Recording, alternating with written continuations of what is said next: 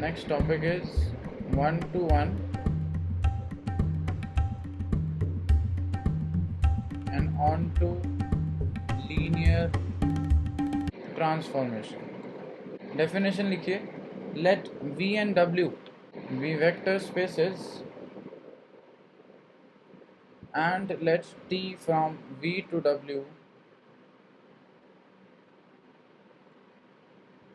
be a linear transformation.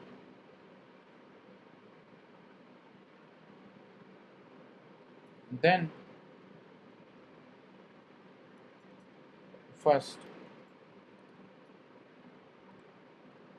T is said to be one-to-one if distinct vectors in V have different images in W. ये वही definition है जो आप school में already पढ़ के आ चुके हैं. वन टू वन फंक्शन क्या होता है. यहाँ पर वन टू वन ट्रांसफॉर्मेशन है. That is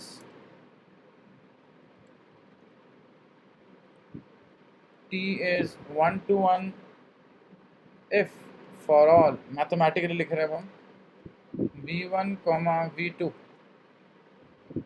belongs to capital V. TV1 equals to TV2 implies V1 equals to V2.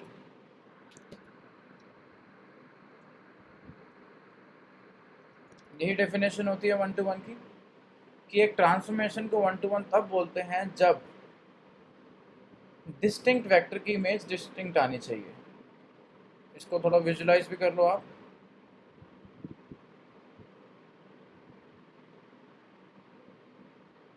This is V, this is W. ठीक है, डोमेन एंड कोडोमेन. यहाँ पर हमने कंसिडर किया V1, यहाँ पर V2. इनकी इमेजेस TV1, TV2. ये कहना चाह रहे हैं कि अगर आप डिस्टिंक्ट वेक्टर्स लेते हैं, देख रहे हैं अलग अलग हैं, तो इनकी इमेजेस डिस्टिंक्ट आने चाहिए. मतलब V1 आपका जो मैप करेगा वो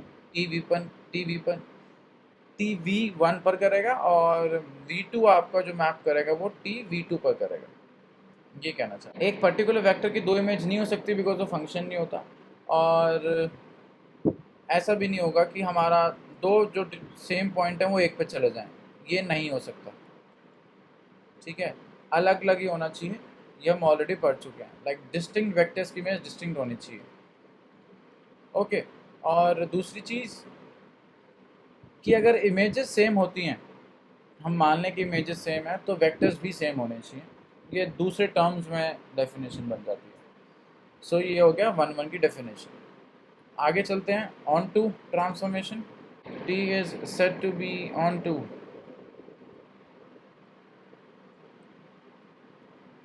if every vector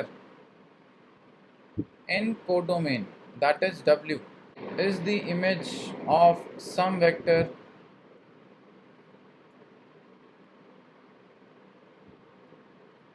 in domain. That is, T is onto if for every W belongs to capital W, there is some V belongs to capital V such that TV equals to W. Onto definition है. किसी एक function को on to कब बोलते थे? जब codomain के सारे एलिमेंट्स की प्री इमेज होनी चाहिए. यही लिखा हुआ है. Every vector in codomain W is the image of some vector in V domain. और मैथमेटिकली क्या बोला गया? T is onto if for every W belongs to capital W there is some V belongs to V such that this. तो इसको भी अगर थोड़ा सा आप इसको फील करना चाहते हैं,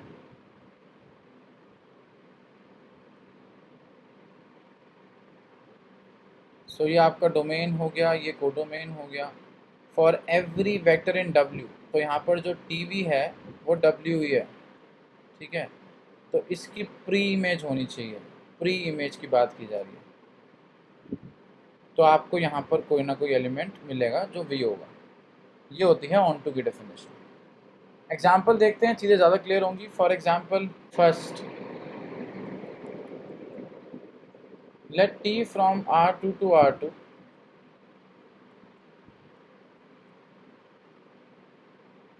be the linear transformation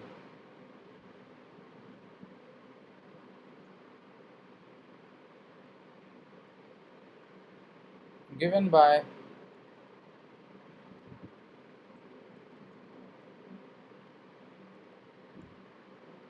आपको ट्रांसफॉर्मेशन दे रखी है ये चीज़, शो दैट, मैं क्वेश्चन के टर्म्स में लिख रहा हूँ, T is 1 to 1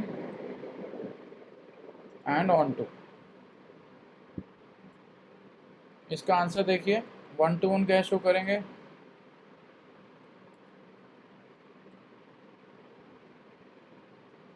तो हम क्या करते हैं, हम 2D में हैं। अगर आप स्कूल की बातें याद करें तो आप 1 डायमेंशन में थे तो 2 एलिमेंट रहते थे x1 x2। यहाँ पर हम 2 डायमेंशन में है, R2 से R2 में मैप हो रहा है, तो यहाँ पर आप 4 एलिमेंट लेंगे, 2 एलिमेंट डोमेन के, 2 एलिमेंट, बेसिकली 4 एलिमेंट लेंगे और 2 डिफरेंट डिफरेंट फंक्शंस लेके चलेंगे। सो यहाँ पर हो गया आपका for x1 x2 y1 y2 belongs to R, 4 elements हैं। Then this T of x1 comma y1 x2 comma y2 implies that x1 comma minus y1 minus y2। अब कंपेयर कर सकते हैं by the definition of equality of two vectors, x1 का value x2 हो गया और minus y1 का value minus y2 हो गया। दिस इम्प्लाइज दैट y1 का वैल्यू y2 हो गया। हम यही चाहते थे, अगर आप 1 1 की डेफिनेशन पे आई है तो अगर इमेजेस सेम लेके चल रहे हो तो वेक्टर्स भी सेम आने चाहिए डोमेन के। तो देख सकते हैं that is x1 equals to x2 हो गया, y1 इक्वल्स टू y2 हो गया, क्योंकि आप इमेजेस लेके चले थे सेम। तो this is 1 to 1 done. T is onto, onto में कुछ नहीं करना होता, आपको डेफिनेशन की फॉर्म में रिप्लाई करना है। सो ऐसे लिखेंगे for every x comma minus y belongs to R2, that is codomain, there is a vector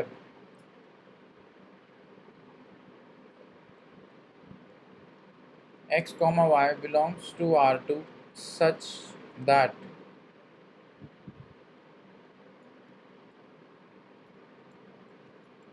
is equals to x comma minus y। You just have to frame the sentence for onto, ठीक है, बस ऐसे कुछ करना है। अगला example देखिए, T is mapping from R3 to R2 such that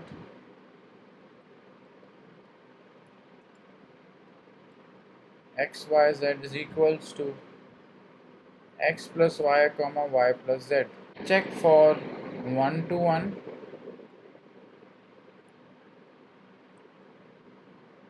and on to। 1 to 1 के लिए क्या करेंगे, यहाँ पर हमें 6 एलिमेंट्स लेने पड़ेंगे बिकॉज हम R3 से जा रहे हैं। For x1 y1 z1 x2 y2 z2 belongs to R, we have x1 y1 z1। हम क्या लेके चल रहे हैं, हम उनकी इमेजेस को सेम लेके चल रहे हैं। This implies that transformation given कैसे आपको x प्लस वाई, तो x1 plus y1 comma y1 plus z1 x2 plus y2 y2 plus z2। Now we have to compare this,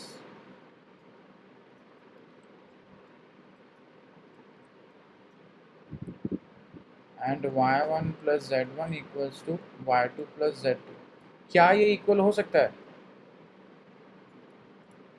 यहाँ से हम ये तो कर सकते हैं,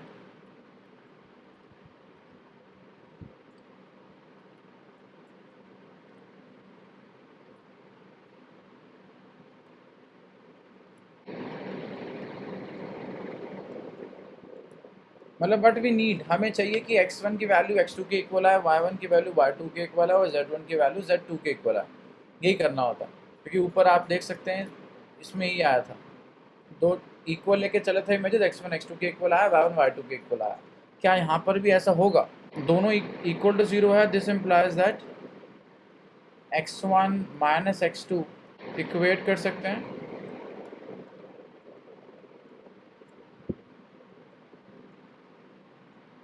ये कैंसिल हो गया।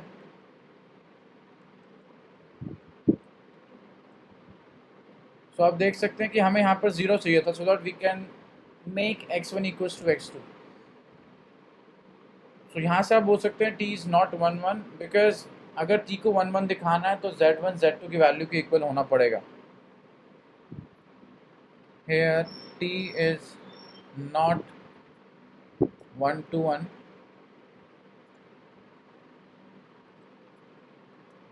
since z1 is not equals to z2।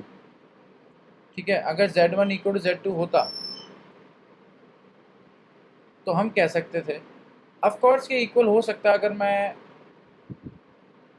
Like z1 z2 को सेम ले लूँ, लाइक 1 1 ले सकते हैं, 2 2 ले सकते हैं, 3 3 ले सकते हैं। बट अगर z1 z2 की वैल्यू को डिफरेंट नहीं है तो 1 to 1 नहीं है। तो हमें प्रूव करना था, चेक करना था कि सारी वैल्यूज़ के लिए होता है। अगर आप देखें ऊपर जाके डेफिनेशन, फिर से डेफिनेशन में लिखा होता है फॉर ऑल v1 v2, सबके लिए सेटिस्फाई करना चाहिए। बट यहाँ पर सिर्फ z1 इक्वल टू z2 के लिए सेटिस्फाई कर रहा, तभी 1 1 हो पाएगा, क्योंकि अगर z1 इक्वल टू z2 होगा ये चीज़ 0 हो जाएगी। ठीक है, दिस विल बिकम 0, तो यहाँ से x1 x2 आ गया, और सिमिलरली फिर y1 y2 के इक्वल हो जाएगा। लेकिन सारी वैल्यूज़ के लिए ट्रू नहीं है, इसलिए हम लिख देंगे कि t is not 1 1 since z1 is not equal to z2 for all z1 z2 belongs to R। ये आप इसको ऐसे आंसर करेंगे। और ऑन टू की बात करें तो फॉर एवरी, ये सेम डेफिनेशन फॉर्म में लिखना है, x, z belongs to R2।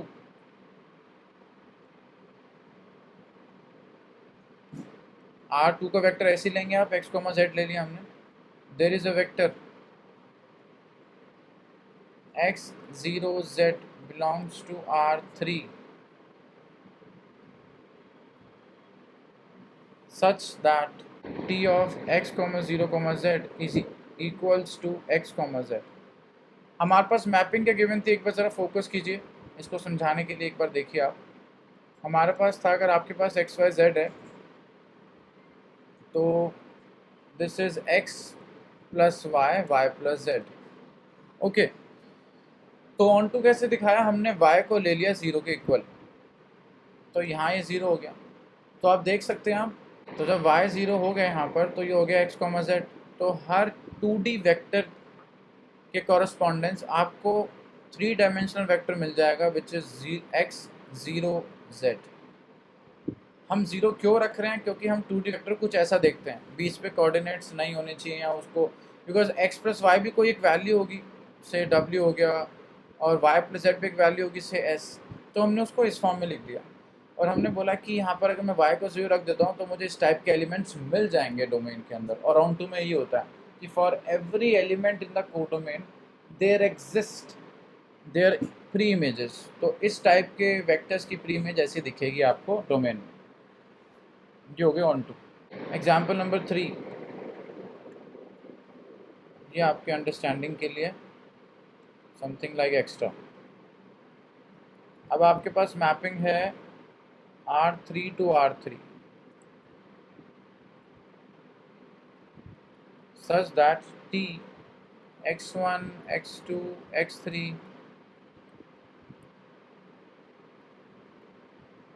x2 0 check for 1 to 1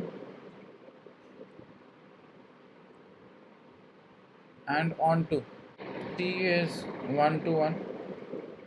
हम देख रहे हैं वही चीज़ सेम कंसिडर करना है, x1 x2 x3, x1 star x2 star and x3 star. हमने यहाँ पर 3 एलिमेंट्स ले लिए, belongs to R। We have,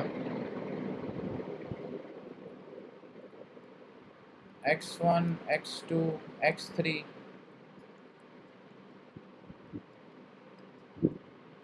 x2 star x3 star. This implies that what we have x1 comma x2 comma 0.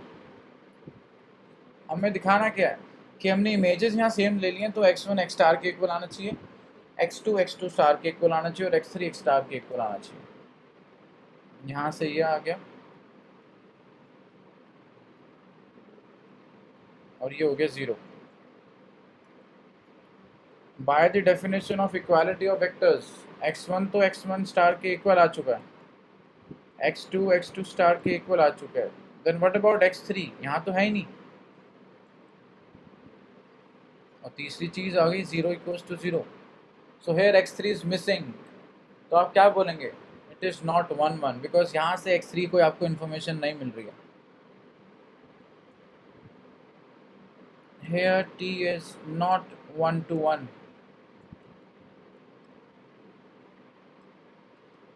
Since x3 is not equals to x3 star, मतलब आपके पास कोई proof नहीं है इसका कि x3 स्टार के इक्वल होगा नहीं होगा, तो कोई इन्फॉर्मेशन नहीं, वो मिस हो गया आपसे। So x3 is not equals to x3 star, क्योंकि हमने बोला कि सारे वेक्टर सेम होने चाहिए अगर आप उनकी इमेज सेम लेके चल रहे हैं तो। ओके, अब आगे देखते हैं t इज ऑन टू। तो हम आपको बताना चाहते हैं ये मैपिंग ऑन टू नहीं है। क्यों नहीं है? क्योंकि आप देख रहे हैं आपका जो कोडोमेन है वो R3 है और R3 के अंदर जो लास्ट कोऑर्डिनेट है वो कुछ भी हो सकता है। मतलब इस टाइप के एलिमेंट्स की जो प्री इमेज है वो यहाँ पर किस फॉर्म में दिख सकती है, बिकॉज R3 में सारे के सारे एलिमेंट्स होते हैं, ये ध्यान रखें। For every element of the R3 we have a pre image, लेकिन यहाँ फिक्स कर दिया है कि जो लास्ट कोऑर्डिनेट है आपका दिस, ये 0 ही होना चाहिए। अगर ये 1 हो गया तो क्या होगा? ठीक है, अगर ये 2 हो गया तो क्या होगा? बिकॉज आप R3 से हैं और कोई लिमिटेशंस नहीं है। तो जब 1 हो गया 2 हो गया, 0 के अलावा कोई भी आपका यहाँ पर कोऑर्डिनेट होता है तो ये ऑन टू नहीं बन पाएगा, बिकॉज इन सब की इमेजेस नहीं है, ना इसकी है ना इसकी है, ना ही 3 की होगी, या बहुत सारे नंबर्स होते हैं रियल नंबर्स। तो हम कैसे लिखेंगे? ऐसे देखिए आप, there does not exist W0,0,A। वैसे हमें किसी चीज़ को डिस्कार्ड करने के लिए सिर्फ एक एग्जाम्पल चाहिए होता है, लेकिन मैं थोड़ा जनरलाइज करके बता रहा हूँ आपको। यहाँ पर लिख देते हैं बिलोंग्स टू R3 और ब्रैकेट में लिख देते हैं A not equals to 0, such that. और जनरलाइज और करना है तो एक काम और कीजिए, यहाँ पर x, y कर दीजिए। हमारे पास x1 x2 था तो वही लिखेंगे, such that t of x1 x2 x3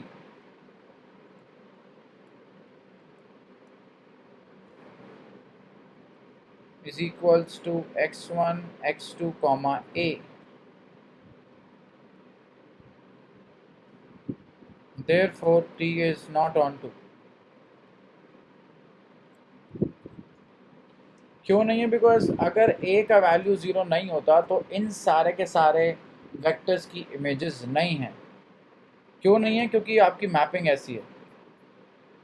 ये देखें, 0 के अलावा अगर कोई और नंबर हो जाता तो इनके प्री इमेजेस नहीं है यहाँ पर, और जब प्री इमेजेस नहीं है तो हमने डेफिनेशन में पढ़ा कि सारे के सारे एलिमेंट्स की प्री इमेज होनी चाहिए, तो ये मैपिंग आपकी ऑन टू नहीं होगी। ये था आपका एग्जाम्पल नंबर 3। अब हम 4 करते हैं। let t from P3 to P2, basically they are the set of polynomials of degree less than equals to 3 and यहाँ पर है of degree less than equals to 2, be the linear transformation given by, show that t is on to but not 1 1, check for 1 1। Consider 2 polynomial ले लेते हैं, ठीक है, जिनकी image same है बट वो खुद डिफरेंट होंगे। देखिए कैसे। कंसिडर P1x P3 से आ रहा है तो क्या हो जाएगा, ax cube plus b x square plus सी एक्स प्लस डी, ठीक है। And P2x ax cube b x square c x plus e, दो डिफरेंट पॉलिनॉमियल होगा। हमने कांस्टेंट चेंज कर दिया और कांस्टेंट चेंज करने से पॉलिनॉमियल बदल जाते हैं।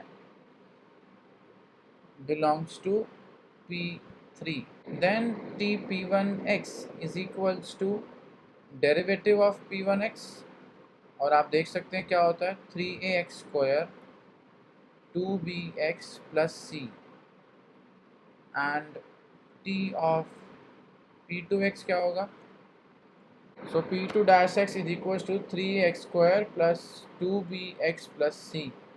सो यहाँ पर हमें दिख रहा है कि दो डिफरेंट पॉलिनॉमियल्स की जो इमेज है वो यहाँ पर सेम आ चुकी है। सो 1 1 में ऐसा नहीं होता। That is here t p1x is equals to t p2x, but p1x is not equals to p2x। अगर इमेजेस सेम है तो डोमेन के वेक्टर्स भी सेम होने चाहिए, बट ऐसा नहीं है यहाँ पर, तो इसलिए ये 1 1 नहीं होगा। किसी चीज़ को गलत करना है तो एक ही एग्जाम्पल काफ़ी होता है, तो यहाँ पर आप देख सकते हैं जी। देखिए, अगर ऑन टू की बात करते हैं तो ऑन टू में कैसे करेंगे कि आपको कोडोमेन है P2 में आपको 2 डिग्री का पॉलिनॉमियल आप ले सकते हैं। That means for every 2 degree polynomial we have a 3 degree polynomial image, जो मुझे लगता है मिल जाएगा। For every W which stands for the polynomial in codomain ax square plus bx plus c belongs to P2, there exists a polynomial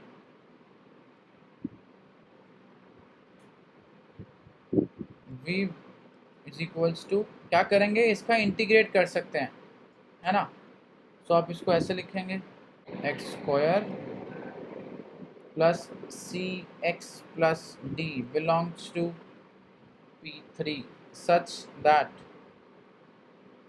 on to को usually ना आप जब प्रूव करें तो डेफिनेशन फॉर्म में ही करें कि हर एक एलिमेंट जो कोडोमेन में है उसका आपको डोमेन में एलिमेंट मिल जाएगा इस टाइप का। क्योंकि जब आप इसका डेरिवेटिव करोगे, v का डेरिवेटिव करो तो क्या बनेगा ax square plus bx plus c, तो देखो आपको यहाँ मिल रहा है such that tv equals to w, तो दिस इज ऑन टू हो गया। अब आ जाओ ज़रा, बहुत इंपॉर्टेंट चीज़ें आ रही हैं। ये तो हमने जो प्रूव किए डेफिनेशन से किए, लेकिन तो आप बोलोगे सर हमने रेंज और कर्नल क्यों पढ़ा, तो रेंज और कर्नल इसलिए पढ़ा गया कि हम मैपिंग को चेक कर पाएँ कि वो 1 1 होती है, ऑन टू होती है नहीं। तो आइए ज़रा कुछ रिजल्ट्स लिखते हैं जो बहुत इंपॉर्टेंट है आपके लिए। First, let V and W be vector spaces and let T from V to W, then T is 1 to 1 if and only if kernel T is equals to 0।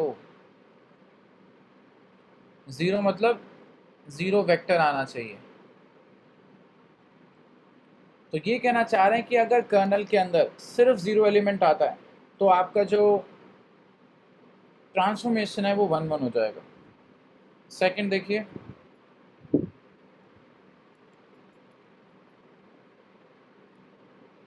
Rm to Rn,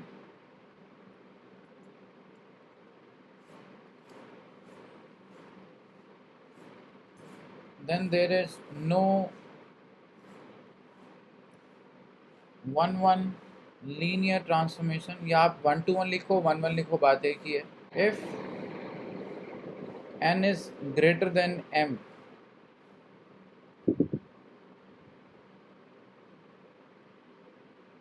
ये कहना चाह रहे हैं कि अगर domain की dimension कम होती है कोडोमेन की डायमेंशन है तो 1 1 नहीं होगा। कुछ ऐसा लिखा हुआ हमने, देयर इज नो, यहाँ हमने नो मिस कर दिया जो बहुत इंपॉर्टेंट था, देयर इज नो 1 1। अगर डोमेन की डायमेंशन कम हो जाती है कोडोमेन की डायमेंशन से तो आपका ट्रांसफॉर्मेशन जो लीनियर है वो 1 1 नहीं होगा।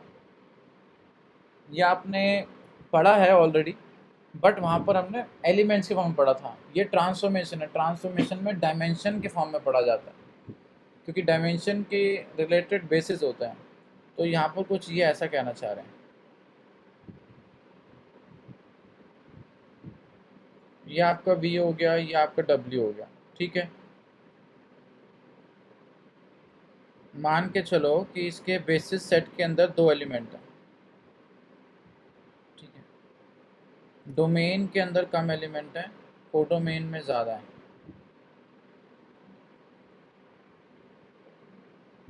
यहाँ पर हमें m को बड़ा दिखाना था, हमने क्या किया है मैं ज़रा देख लेता हूँ, जस्ट 1 मिनट, कुछ मिस्टेक तो नहीं है, ये चेंज करना पड़ेगा, this is wrong.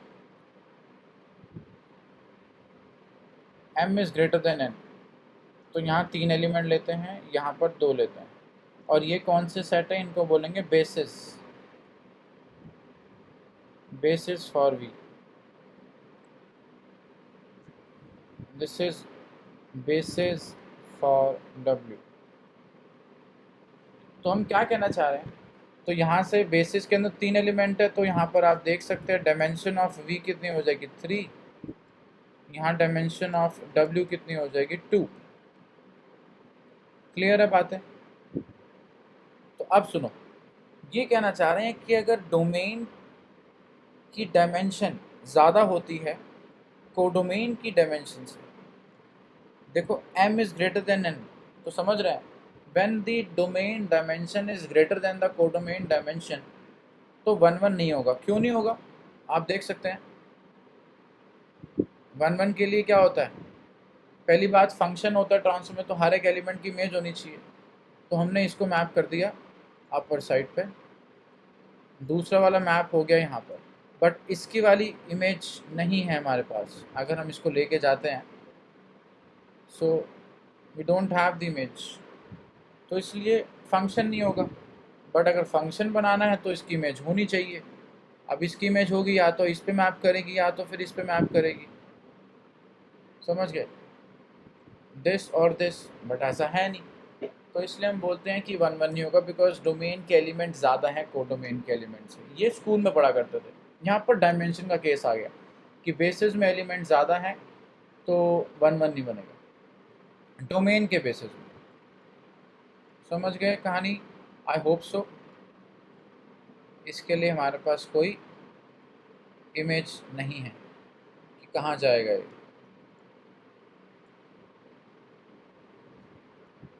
So this is not 1 1।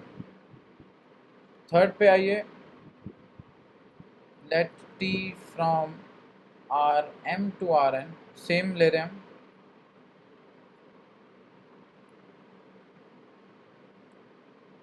then there is no on to,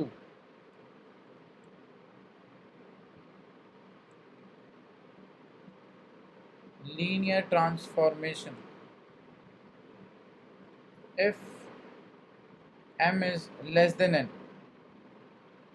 opposite हो गया, m अगर ग्रेटर देन n होता है तो 1 1 नहीं होगा, m अगर लेस देन n होता है तो ऑन टू नहीं होगा। इसमें भी वही चीज़ है कि उसने बोला था कि हर कोडोमेन के एलिमेंट की प्री इमेज होनी चाहिए, बट यहाँ पर डायमेंशन कम हो गई कोडोमेन में, तो इसको ड्रॉ करें फिर से आपके लिए।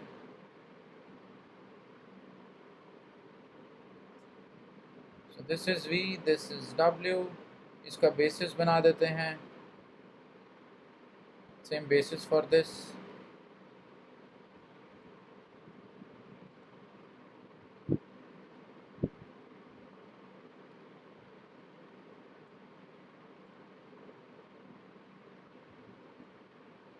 सेम इसका आपको प्री इमेज मिल जाएगा,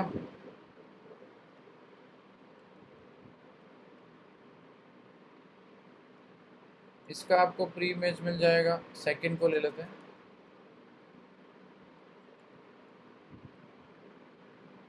but what about this, for every element in the codomain there exist the pre image, तो इसलिए ऑन टू नहीं होगा।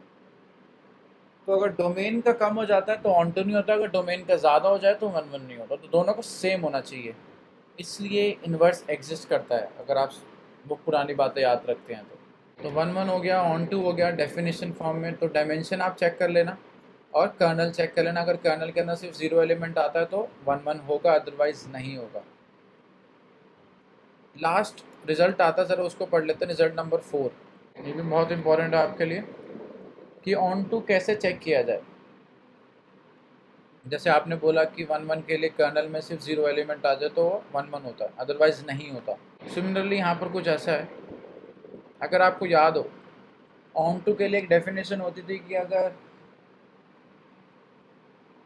कोडोमेन की कार्डिनैलिटी रेंज के इक्वल हो जाए तो ऑन टू हो जाता था। Like number of elements in codomain is equal to the number of elements in range set, तो वो ऑन टू हो जाएगा। ऐसे यहाँ पर कुछ है। linear transformation, if W is finite dimensional then T is onto if, बहुत ध्यान से देखना, dimension of range T is equals to the dimension of W. This is codomain. समझ रहे हैं? तो ये चीज़ ऑफ कोर्स स्कूल से डिफरेंट है, बट बातें वही की जा रही हैं। वहाँ पर आप 1 डायमेंशन में थे तो नंबर ऑफ एलिमेंट्स की बात होती है कि number of elements in a range set equal to number of elements in codomain. यहाँ वेक्टर बन गए हैं कोडोमेन डोमेन, और कोई भी डायमेंशन के हो सकते हैं। तो इसलिए यहाँ बोला जाता है कि number of elements in basis for codomain, codomain के बेसिस सेट में जितने एलिमेंट्स होंगे वो किसके इक्वल होने चाहिए? Number of elements in basis for range set. तो ये दो बातें याद रखनी, मतलब अब आप डेफिनेशंस को भूल जाओगे 1 1 ऑन टू की। अब आप सिर्फ ये याद रखोगे कि 1 1 कब होता है? जब कर्नल में 0 एलिमेंट आए, और ऑन टू कब होता है? जब रेंज सेट की डायमेंशन सेम होती है कोडोमेन की डायमेंशन से। काम खत्म।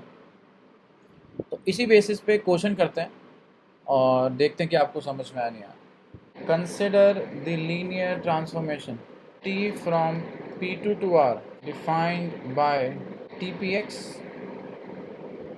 01 PX dx। ये हो गई integral mapping. Show that T is on 2 but T is not 1 1।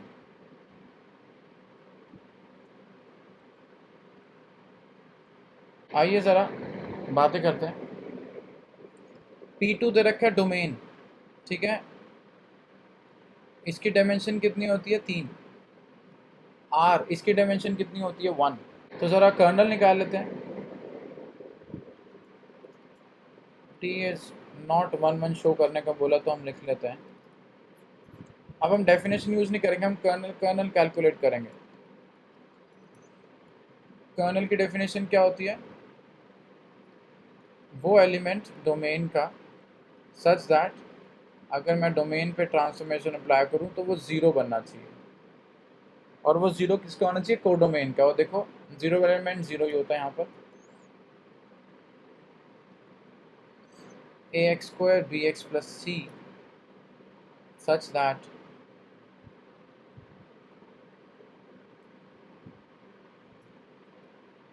ठीक है, इजी है बहुत। अब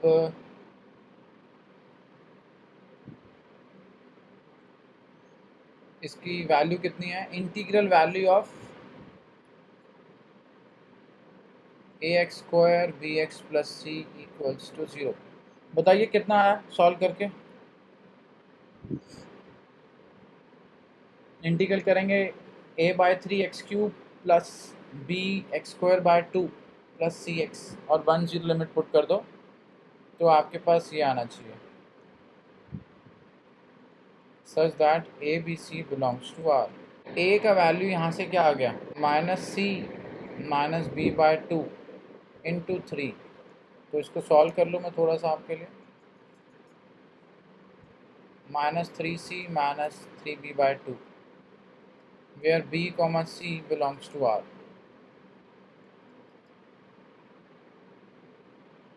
ओके ठीक है, तो यहाँ से आप देख सकते हैं कि कर्नल में 0 एलिमेंट नहीं आ रहा, उसके अलावा और भी एलिमेंट आ रहे हैं। ये चीज़ ज़रा ध्यान रखें। मतलब इसको और कैसे लिख सकते हैं हम, A, B, C, we have 3 variables. A का वैल्यू हो गया ये चीज़, ये आपका कुछ ऐसा बन गया है, और यहाँ पर हम B कॉमन ले रहे हैं, तो ये हो जाएगा आपका, जस्ट 1 मिनट, 1, 0, और दिस इज, अब आई थिंक ठीक है। So there was a mistake, जो मैं इसको भी ठीक कर रहा हूँ, अब ठीक है। सो आपके कर्नल के अंदर कुछ इस फॉर्म के एलिमेंट्स बने। हम क्या करते हैं, आपके पास एक इक्वेशन बनी, उस इक्वेशन को सॉल्व किया, ए की वैल्यू डिपेंडेंट होगी, तो मतलब 2 वेरिएबल आएंगे, तो 2 वेरिएबल आकर डायमेंशन तो 2 हो गए, लेकिन उसको लिखना पड़ता है कि कौन से वेक्टर्स आए हैं। तो ए बी सी, ए की वैल्यू को लिखा, बी को एज इट इज, सी को एज इट इज, और फिर बी और सी कॉमन लिया, मतलब उसको लीनियर कॉम्बिनेशन में एक्सप्रेस किया। और जैसे एक्सप्रेस किया तो बेसिस में क्या होते हैं, सिर्फ उनके वेक्टर्स लिखे जाते हैं, तो हमने वेक्टर्स लिख दिए, and these two are linearly independent vectors, because already आप ए को बाहर निकाल चुके हैं, तो इसलिए डायमेंशन ऑफ कर्नल 2 आ गया, which is not equals to 0। ठीक है, डायमेंशन 0 होनी चाहिए, और इसके अंदर 0 एलिमेंट आना चाहिए था, जो नहीं आ रहा। तो यहाँ से आप बोल सकते हैं कि जो आपका कर्नल है वो नॉन ज़ीरो हो गया। डज टी इज़ नॉट 1, 1, आप डायरेक्टली ऐसे बता सकते हैं, कोई डेफिनेशन लगाने की ज़रूरत नहीं है। अब 2 तरीके से हम इसको ऑन टू दिखा सकते हैं, एक तो डायमेंशन थ्योरम का यूज़ करके, एंड बाय डायमेंशन थ्योरम। वो क्या है, ध्यान से देखिए ज़रा। डायमेंशन थ्योरम क्या कहती है, डायमेंशन ऑफ रेंज टी, जो हमने अभी तक नहीं निकाली है,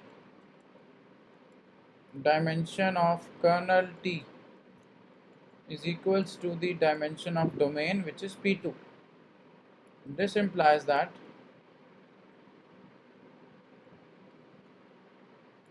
dimension of range T, kernel की डायमेंशन 2 है, इसकी डायमेंशन 3 है, तो यहाँ से आप बता सकते हैं कि डायमेंशन ऑफ रेंज T जो आ गया वो आ गया आपका 1।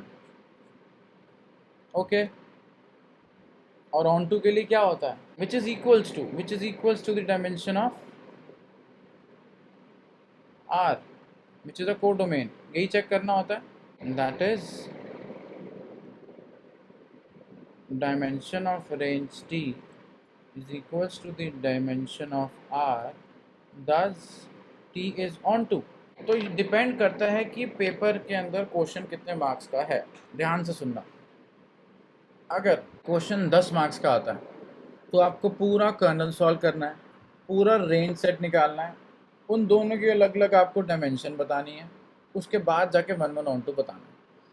अगर क्वेश्चन 7 मार्क्स का आ जाए तो कर्नल निकालो, जैसे यहाँ पर निकाला, बताओ कि इसकी डायमेंशन देखो 0 नहीं आ रही है, तो इसलिए 1, 1 नहीं है, और फिर डायमेंशन थ्योरम का यूज़ करके, जैसे अभी किया हमने, आप 7 मार्क्स स्कोर कर सकते हैं आउट ऑफ 7। लेकिन जैसे ही 10 मार्क्स का आता है तो आपको रेंज निकालना पड़ेगा, समझ रहे हैं। और अगर आपको लगता है कि इसका सर रेंज भी निकाल दीजिए, तो हम आपके लिए निकाल देते हैं और पार्ट करके कि रेंज 1 कैसे आता है। रेंज ऑफ टी, रेंज का आर स्मॉल होना चाहिए, सिंबल है, which is equals to T of Px such that Px belongs to domain P2, और T of Px क्या है, integral 0 to 1 ax square bx plus c dx such that ax square bx plus c belongs to P2। हमने लिख दिया, इसका integral करेंगे तो वही बनेगा जो आपका 1, 1 के लिए यूज़ किया था आपने कर्नल में, सच दैट यहाँ पर वेरिएबल्स आ गए हैं, तो हम ऐसे लिख के छोड़ सकते हैं।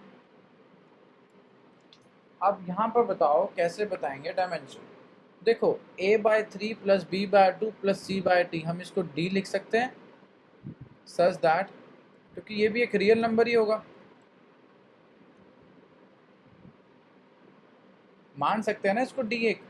When you add 3 real number you will get a single real number, और प्लस कर रहे हैं और सिंगल नंबर आ गया तो इसकी डायमेंशन कितनी हो जाएगी, लाइक सिंगल एक रियल वैल्यू आ गई आपकी। तो रेंज सेट आपका ये बन जाता है और इसके बेसिस में आपके पास एक एलिमेंट आ गया, and bases for range T इसी, थोड़ा सा और अच्छे से एक्सप्रेस कर दें बेटर लगेगा आपको। इसे कैसे लिखेंगे, डी इंटू 1 लिख दो कि आप 1 डायमेंशन में such that D belongs to R, इसके बेसिस में 1 आ गया।